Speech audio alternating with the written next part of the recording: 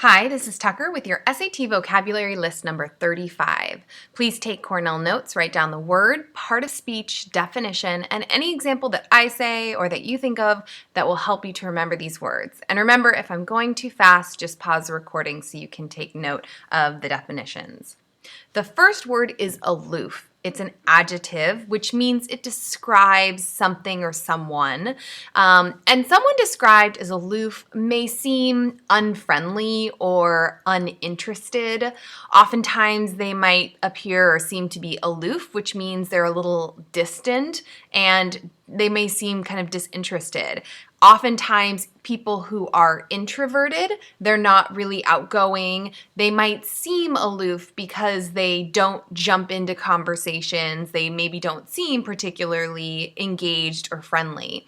Oftentimes, the royal family is perceived as being kind of aloof because they're very formal in manner, a little bit distant. 2 is blatant. Something that is described as blatant is done openly, it's done without shame, it's done really kind of brazenly or boldly. What they're doing is obvious. And the adverb form of this word is really common too. So if you add the ly to blatantly, it becomes an adverb. So blatant describes something, and blatantly describes how something is done. So you'll hear it very commonly in both forms of the word, but blatant is like a blatant action that is done, is done boldly, out in the open. There's no trying to hide it. So oftentimes, there will be like blatant stealing that happens when kids play together. They'll literally just reach over and grab something. If you think about the adverb form of this, oftentimes I think teenagers are accused of blatantly lying, right? Telling a lie kind of boldly. It's obvious they're not being truthful. So both of those forms of the word are really common. 3 is defiant, and someone who's described as defiant is boldly opposing somebody else, right? The definition says characterized by bold or insolent opposition. So you just imagine somebody kind of digging their heels and refusing to cooperate. They are being defiant. Oftentimes you might think of somebody who's being arrested. They in some way was maybe being defiant. They weren't being cooperative. They weren't listening to what they were being asked to do, and they get arrested, or they have to deal with a police officer.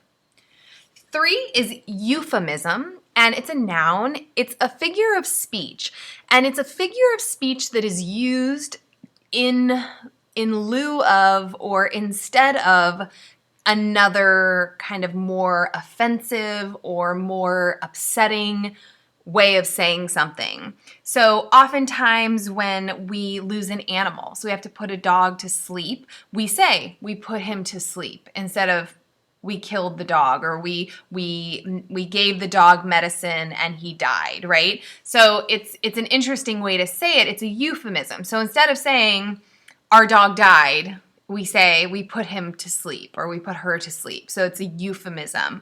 Or we have a lot of them actually for death, because death is really upsetting for people. So instead of saying, my grandma died, you might say she's at rest. So it's just a different way of saying it that feels a little less offensive, a little less disturbing, a little less upsetting. 5 is inadvertent, and I underlined IN because when you stick the IN at the front of advertent, it makes the meaning opposite. So the word advertent actually means attentive, kind of careful, heedful, and if you put inadvertent in front of it, then you have the opposite of careful. And so this actually describes something that was accidental. So if it's inadvertent, it was accidental. And I have lots of kids who have phones. They come into my class looking like this, shattered screens. And there was obviously some inadvertent mistake that happened where it just flew out of their hands, hit the concrete wrong, and it broke. Now, another really common form of this word is inadvertently. So if you see a phone like this, maybe someone would say, oh, I inadvertently dropped it on the ground. That would be the adverb form of inadvertent. 6 is inundate, and it's a verb, and the definition says to fill with an overflowing abundance, which actually sounds kind of positive. And so this word can be positive or negative. I often think of inundate and I think of like a metaphorical flood, like being flooded by something. So if it's your birthday, maybe you're being inundated with, happy birthday wishes on social media, people saying, have a great day. But if you're sick from school for a week, you might be inundated with work, right? You have all this work you have to make up. And so it can feel like you're being flooded by work or flooded by messages where there's so much, it's overwhelming almost and hard to keep up with. I love this picture of this UPS box, which clearly it's totally full. It is absolutely inundated with packages, and yet people are just stacking and shoving more into the box, probably around the holidays to get those sent off. 7 is momentous, and something that is described as momentous is very important, it's significant, and how I would encourage you to remember this word is think about the word moment. So momentous is a very important moment or event. And if you think about your life, we have lots of momentous events. And one of them is definitely graduating from high school. You graduate from high school and then you go on to the quote unquote real world. You get a job, you go to college. It's a momentous event that we celebrate.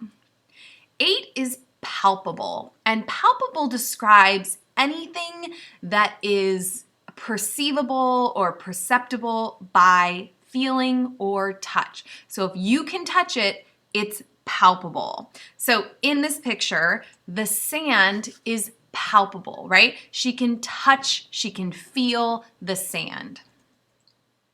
9 is deferential, and deferential describes when somebody defers, and if you look at the beginning of deferential, the word defer is right in there. So it means to defer to someone, to show that that other person has a higher status than you. Maybe they're older than you and wiser than you, or they have more skill or knowledge in an area than you. So deferential describes whenever somebody defers to or shows that somebody else has a higher status. So students tend to be deferential to teachers who have more education. Kids tend to be deferential to parents. Employees tend to be deferential to their bosses. Let's say you have a group working on a project and you have a project leader. The other members of the team might be deferential to that project leader who's in charge of pulling all the parts of this project together.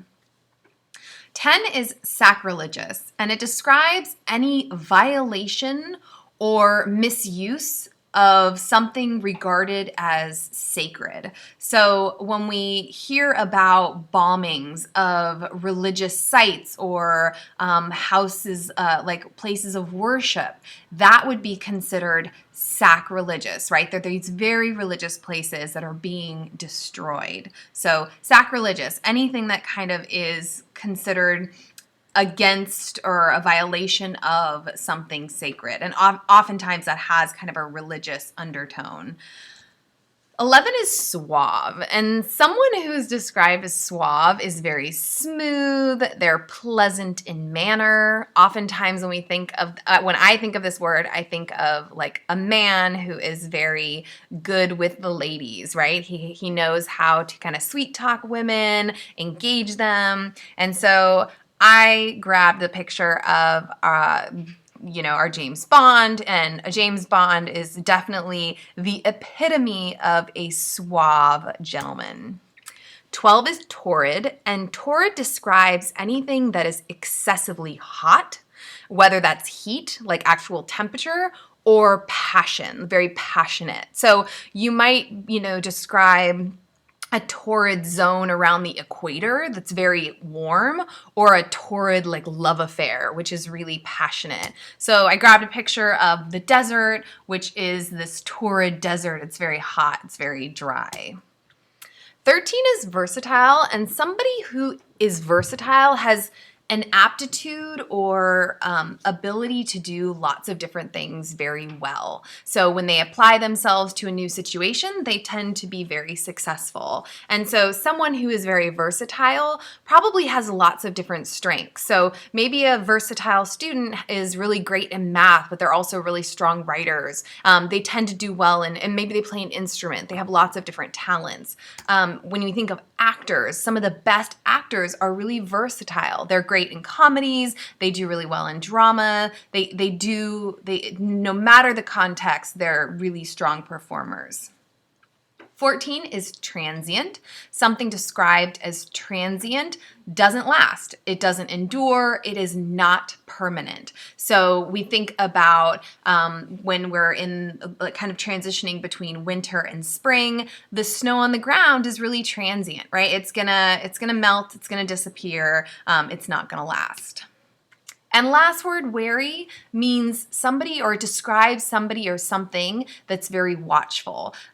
Somebody or something that's kind of on its guard against danger. And I say something because oftentimes we'll describe animals as very wary. So if you've ever seen like a deer out grazing in a meadow, they tend to be very wary. They're watchful, they look around, their ears are up, they're very aware and on guard for danger.